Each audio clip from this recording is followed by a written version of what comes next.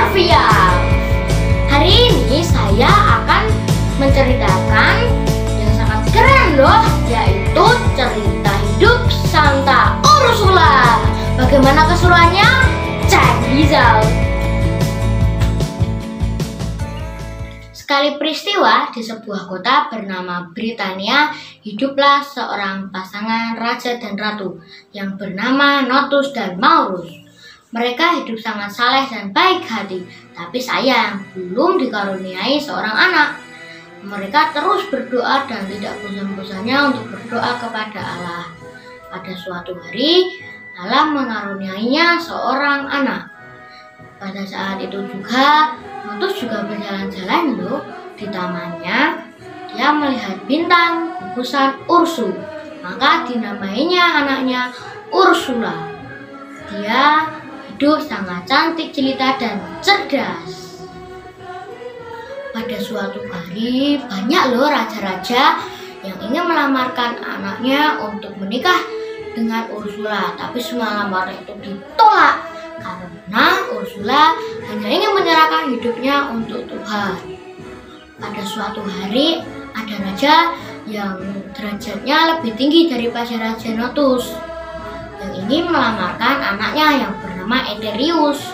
Pangeran Eterius ini membawa banyak sekali harta benda uang yang sangat banyak untuk melamar Ursula.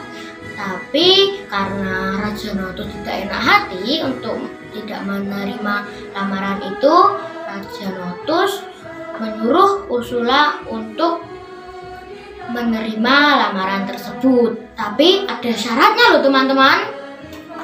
Syaratnya yang pertama yaitu Pangeran Eterius harus dibaptis secara Katolik.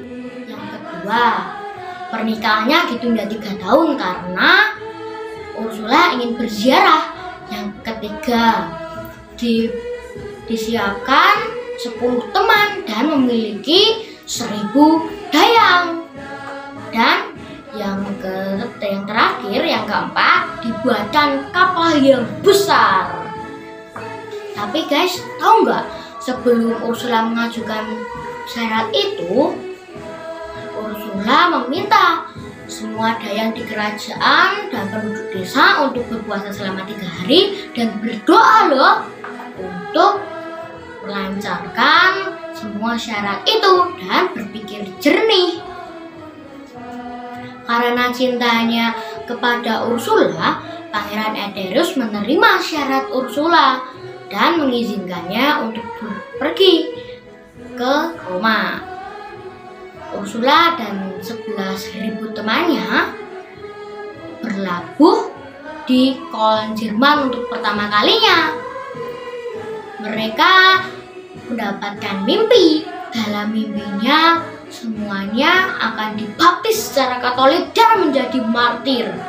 Lalu Ursula melanjutkan perjalanannya ke Roma. Setelah sampai di Roma, mereka semua bertemu Paus Syriacus, dan Ursula meminta semua temannya untuk dibaptis secara Katolik. Setelah selesai dan mereka ingin berlabuh kembali di koloni Jerman, mereka melewati sebuah kota yang sedang dikuasai oleh bangsa Hun. Dan bangsa Hun itu sangat ingin mencuri dan merampas semua harta benda dan kesucian milik Ursula. Karena Ursula tidak mau dan hanya ingin menyerahkan hidupnya untuk Tuhan, mereka berani melawan dan mereka akhirnya menjadi martir karena tertembak panah. Nah, untuk mengenang jasa dan keberanian Santa Ursula, di koloni Jerman itu dibangun loh gereja yang bernama Gereja Santa Ursula. Dan pada tanggal 21 Oktober diperingati yaitu Hari Santa Ursula. Teman-teman, setelah kita tadi mendengarkan kisah hidup Santa Ursula, ada loh kegiatan dan peran ekonomi.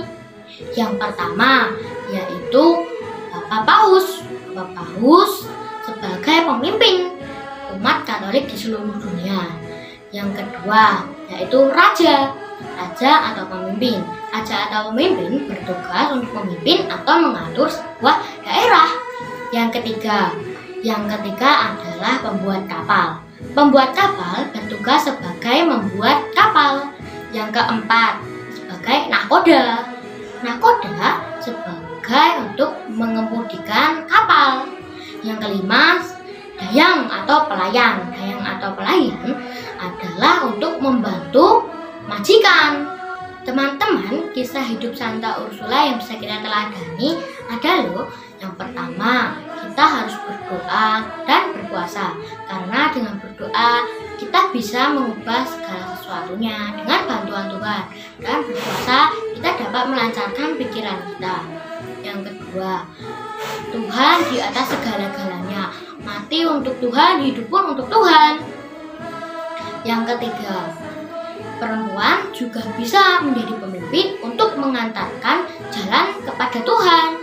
Teman-teman, setelah tadi kita membahas tentang kisah hidup Santa Ursula, kita juga bisa loh mewujudkan kesetaraan laki-laki dan perempuan. Yang pertama, kita dapat menghargai dan menghormati kewajiban dan hak perempuan. Yang kedua, kita bisa memberikan hak sekolah setinggi-tingginya. Yang ketiga, kita bisa memberikan hak juga untuk merasakan dunia kerja yang sesuai dicita-citakan. Teman-teman, begini ya kiranya video dari Griffy. Semoga bermanfaat dan kita bisa menjadi pribadi yang baik, bisa meniru sikap Santa Ursula yang pemberani. Kita juga bisa menghargai hak dan kewajiban semua orang, terutama wanita. Salam Servia. Griffy Nurul pamit undur diri. Bye-bye, jangan lupa subscribe.